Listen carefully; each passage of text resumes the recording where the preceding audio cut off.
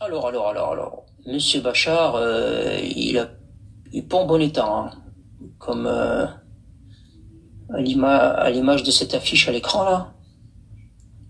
Non, non, il est pas bien, il est pas bien, il est pas bien. Alors je sais pas si vous avez vu ces images incroyables, incroyables images des pillages dans ces résidences, des gens qui sortaient avec des objets de valeur.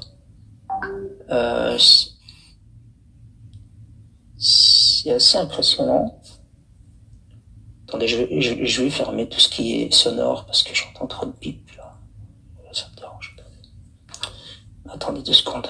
Je vais regarder quelque chose.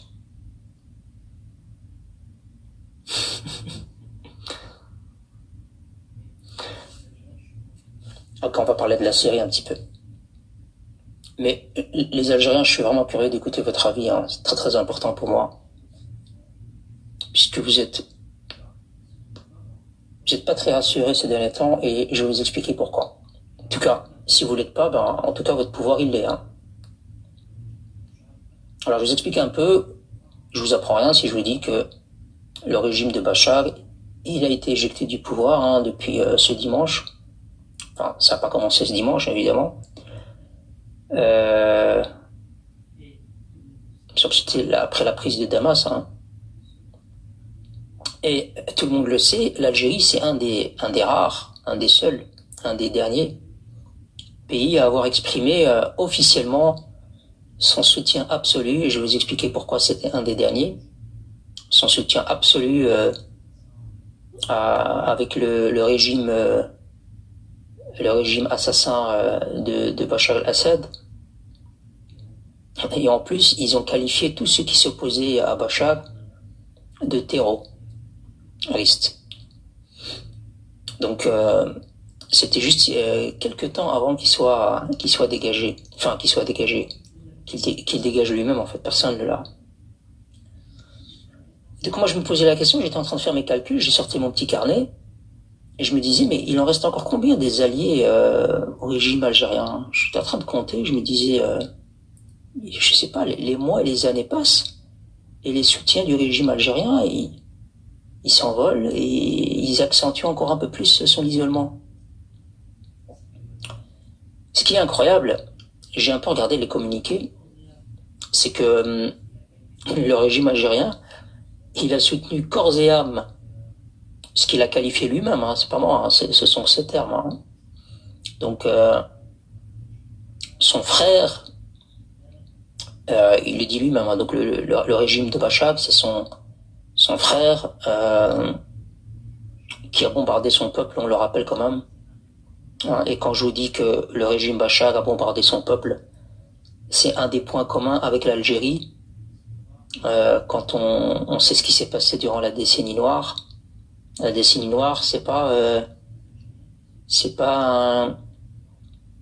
un ennemi extérieur, hein. C'est des Algériens qui se entretuent entre eux pendant 10 ans à coups de bombardements, de tueries et d'atrocités en interne pendant 10 ans. Donc c'est un peu ce point commun qu'ont les deux régimes de n'avoir aucune humanité pour leur propre peuple. Et en plus, ils qualifient les opposants à Bachar de terreau. Voilà. Et évidemment, quand je vous parle de soutien, vous savez qui sont les amis de ces gens-là. Ben, vous avez tous les voyous, les chiites, Hezbollah, Libanais, l'Iran, toute cette bande de voyous, ennemis de l'islam sunnite, tout cela regroupé, et on trouve l'Algérie en plein milieu. C'est la vérité, hein. Je sais, hein, les Algériens, vous allez encore dire, il fait de la fitna, il a la haine et il parle de nous jour et nuit. Mais j'expose, vous voyez, moi je fais pas de musique, de guitare, de divertissement, je parle de géopolitique, donc excusez-moi, hein, je sais pas faire autre chose. Donc, quand vous vous amusez à dire le Maroc a pactisé avec le diable, le Maroc a trahi la Oumma, etc., je pense que quand on regarde la Oumma dans son ensemble, le Maroc a quand même beaucoup plus d'alliés dans les pays musulmans sunnites que l'Algérie aujourd'hui. L'Algérie est justement snobée, elle est méprisée. Elle est méprisée par beaucoup de pays arabes et musulmans. Donc, tout ce qui vous reste, c'est les chiites d'Iran, les chiites d'Iran et leurs alliés.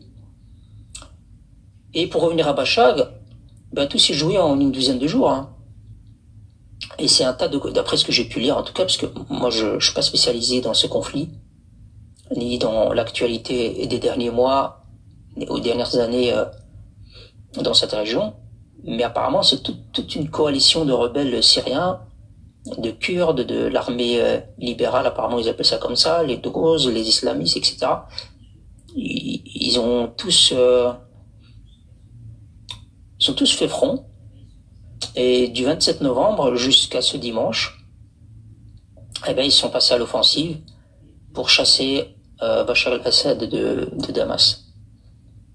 Et vous avez vu, franchement, moi j'ai vu les images, c'est impressionnant. Alors, des images de tueries, etc., on en a tous vu, mais moi ce qui m'a interpellé, c'est les libérations des détenus dans les prisons. Après, c'est plus de 50 ans de dictature des Assad. Et qu'est-ce qui m'a interpellé, c'est des gens qui ont été libérés. Je sais pas si vous avez vu les images. Des gens qui ont été libérés et qui étaient étonnés et surpris. Donc en sortant de prison, ils étaient surpris de voir des gens agiter des smartphones. Ils savaient pas ce que c'était en fait.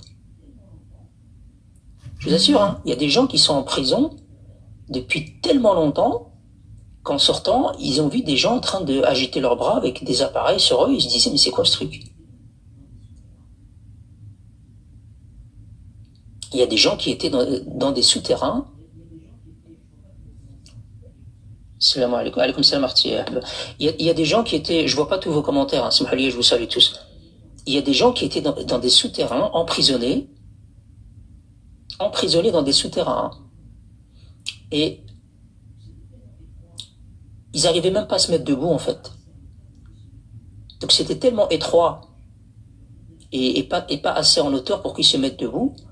Et les images de leur libération, c'est des images hein, que j'ai vues. Hein. C'est des gens qui ne parviennent plus à marcher, en fait. Ils n'arrivent plus à se mettre debout. Ce qui est un peu normal, vous allez me dire. Voilà les images de la libération que j'ai... qui m'ont énormément vraiment choqué, franchement. Les muscles qui sont atrophiés après tant d'années en position assise sans bouger, ouais. On perd du muscle, il faut réapprendre à marcher, il faut une longue rééducation. Je suis même pas sûre qu'ils aient pour le moment les infrastructures pour. Et justement, ça va être aux pays, ça va être aux différents pays, et notamment le Maroc. Je pense que le Maroc va le faire. Je vous rappelle que Sa Majesté le roi Mohamed VI a été un des seuls à faire un hôpital de campagne là-bas et aller même les visiter au début du printemps arabe et au début de la crise là-bas, qui avait débuté par les tags d'un gamin de 13 ans pour mettre en évidence certaines revendications du printemps arabe. Et ce gamin avait été emprisonné, torturé. Un mois après, lorsque son corps a été rendu à ses parents, il a été rendu avec les parties génitales sectionnées, des fractures à la mâchoire, partout au visage. Il était méconnaissable, des brûlures de cigarettes. Il avait seulement 13 ans. Allah yarhamou, c'est par lui qu'a commencé la guerre civile en Syrie. Et pourquoi je vous disais ça, par quoi j'ai commencé, Brahim Khouya? On parlait par les personnes qui ne parvenaient même plus à se mettre sur leurs pieds, ouais, après autant d'années d'incarcération. Mais juste après, j'ai dit un truc, mais je me souviens plus. Bah, tu as parlé de ce qui faisait qu'ils ne parvenaient plus à marcher et que le fait que le Maroc allait forcément déployer... Voilà, c'est ça. Donc je vous disais, je pense que le Maroc se tient déjà prêt, il va probablement dans les jours à venir. Là, il y a un agenda royal qui est plein, parce que ça va... Absolument. Allez, vas-y. Par rapport, c'est toi qui si tu veux, tu le fais tout à l'heure, par rapport à la réaction du Maroc, si tu veux. Et donc, ces images de libération, j'ai pas les images et en vérité, ça sert à rien de vous les montrer. Vous pouvez aller les consulter vous-même de tout ce que je viens de vous dire, de gens qui sont surpris d'être dehors, surpris de voir des smartphones parce que c'est pas de leur époque. Et encore, hein, si vous me dites, Brahim, putain, les smartphones, ça existe depuis longtemps. Il y a des gens, ils sont sortis, ils savaient pas ce que c'était. Euh, il y avait même, par contre, ça je l'ai vu sur, pas sur les réseaux sociaux, mais sur la télévision belge. J'ai même vu des cachots. T'avais, j'ai pas vu le nombre de personnes, mais beaucoup, au moins plus d'une dizaine, ça défilait, ça sortait, avec des gosses, et des enfants. Hein. Je parle pas d'un gosse de 18 ans ou 17 ans. Je parle de tout petits gosses dans des cachots. Et c'est ces images de répression, sans aucune humanité, sans principe religieux.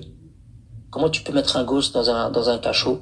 Je veux dire, il y a des pays où des établissements existent, où la maman elle a un minimum de liberté à l'intérieur quand elle est avec ses gosses, quand on lui laisse ses gosses pendant une journée. Mais ce que j'ai vu moi, là, franchement, je pensais pas. Et donc, je vais vous parler de Bachar el-Assad, hein, et de cette fuite qui donne des sueurs froides à Tebboune et Chinguereha. Parce qu'en réalité, il y a des similitudes entre les deux régimes. Je ne sais pas si vous allez être d'accord avec moi. Pas mal de choses qu'on peut comparer. Et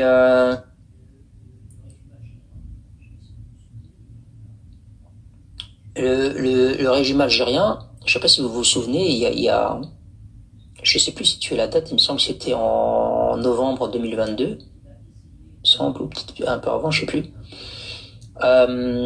Quand il a essayé de réintégrer la Syrie et de l'inviter au sommet arabe, il a été, il a reçu une gifle monumentale de la Ligue arabe qui a refusé qu'il invite la Syrie. Et après, ça a été accordé évidemment à l'Arabie Saoudite. Et donc,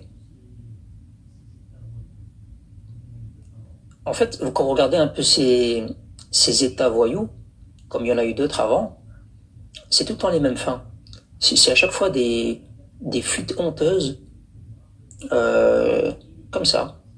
Il a tout abandonné, il a abandonné le pouvoir, le peuple, et il est parti sauver ses fesses. Il me semble en Russie, c'est ça. Hein. Et donc, moi je voulais vous faire part d'une chose, et après si tu veux rebondir aussi à des intervenants, ça sera pas mal.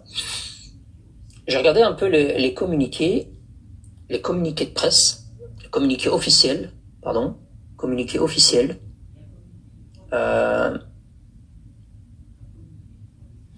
et un communiqué du 3 décembre. Un communiqué du 3 décembre du gouvernement algérien. Et le gouvernement algérien, je vais vous dire, attendez, voilà, ici. Alors, je vais vous lire parce qu'il est très court. Le ministre d'État, ministre des Affaires étrangères de la Communauté nationale à l'étranger des Affaires africaines, Monsieur Ahmed Attaf, donc algérien, a eu mardi un entretien téléphonique avec le ministre des Affaires étrangères et des expatriés de la République arabe syrienne. Monsieur Bassam Sabbar indique un communiqué du ministère. Alors, écoutez bien ce qui suit.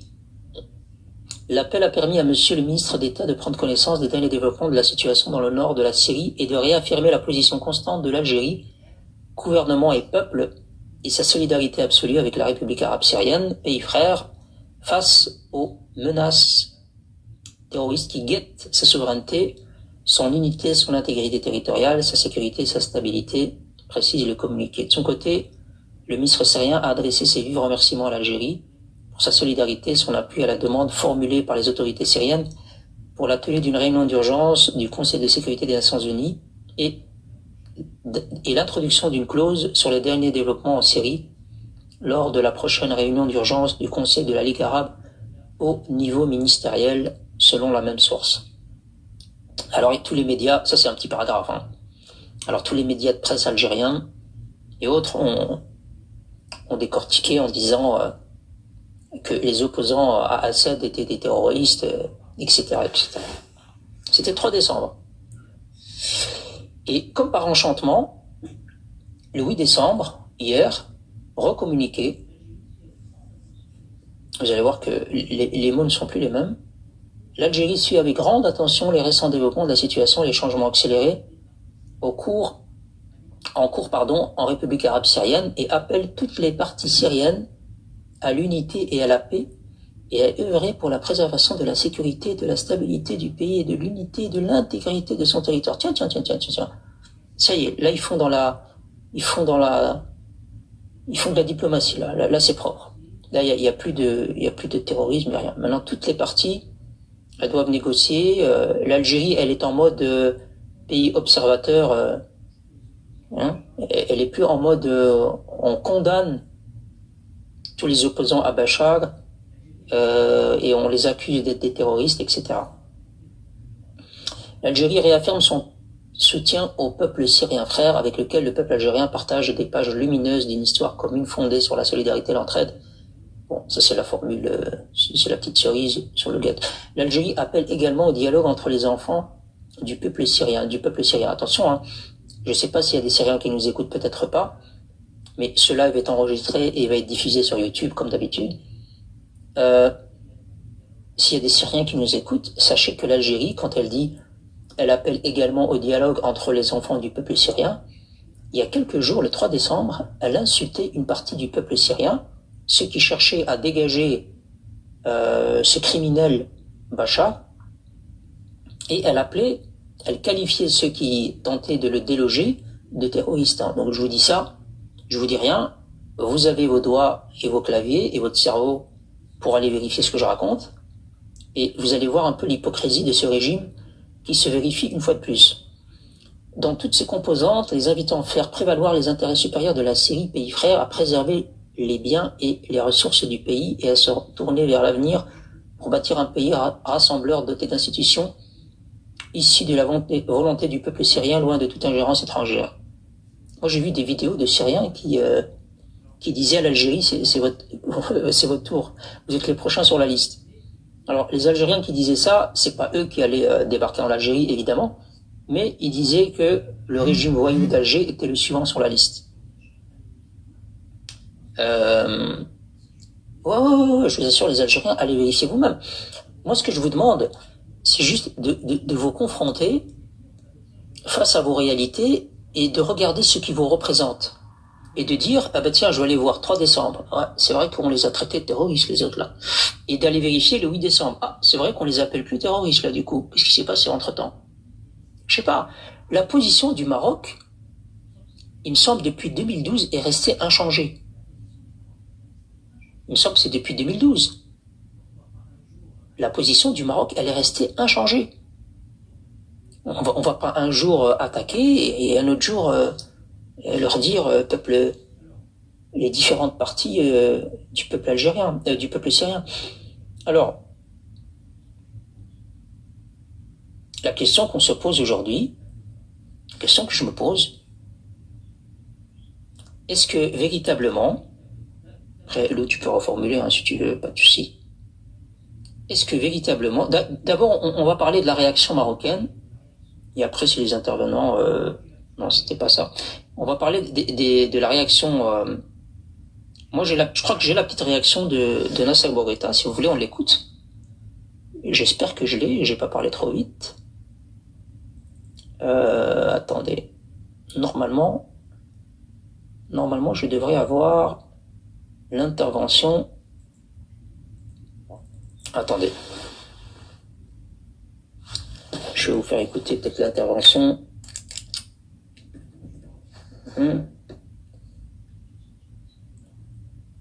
Louis, tu peux reprendre s'il te plaît. Je vais juste prendre si tu es là hein, évidemment. Non, c'est bon. C'est bon. Alors, on va écouter l'intervention de Nasser Bourgueta par rapport à la situation.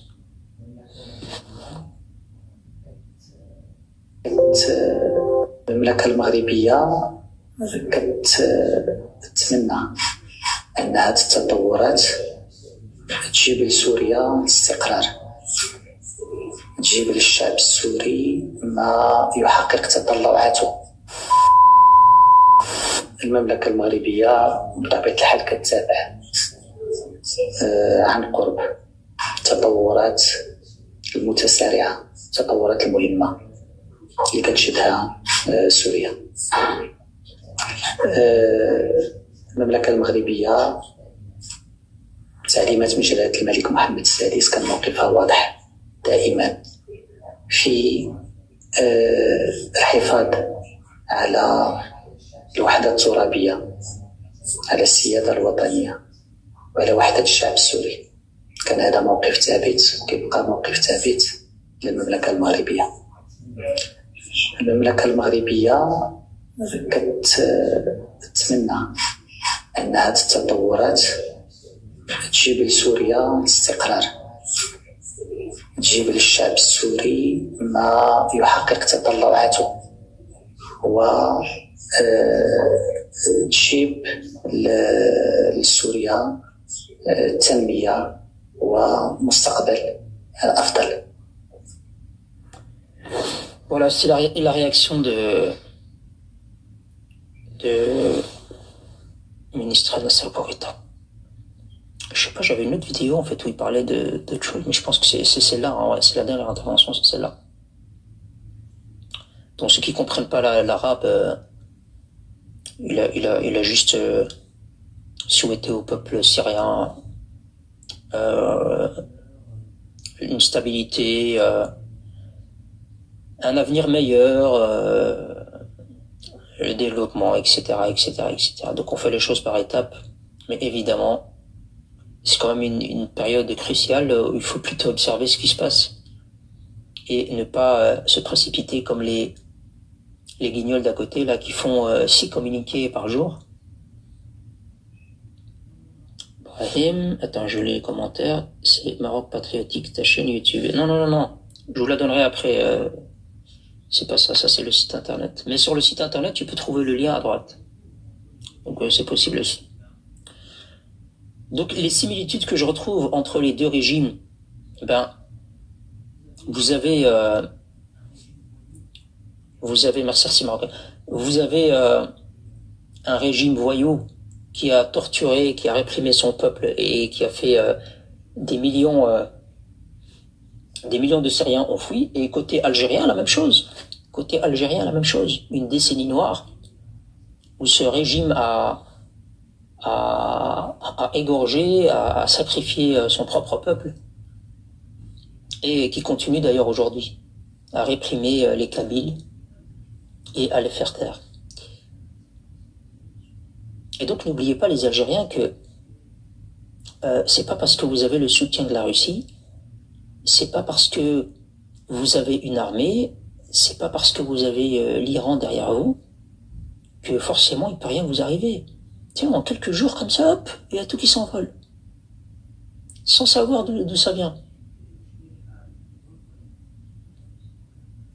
Il suffit que Shingariha il va aux toilettes, on connaît un peu ses problèmes souterrains, et voilà, en sortant, il n'y a plus rien. Il faut pas riez si vous voulez en commentaire, mais c'est la vérité. Hein. Ça peut aller très vite. Hein. Juste une visite aux toilettes de Shingariha et en sortant de toilette, il n'y a plus personne autour de lui. Hein. Il va se retrouver seul face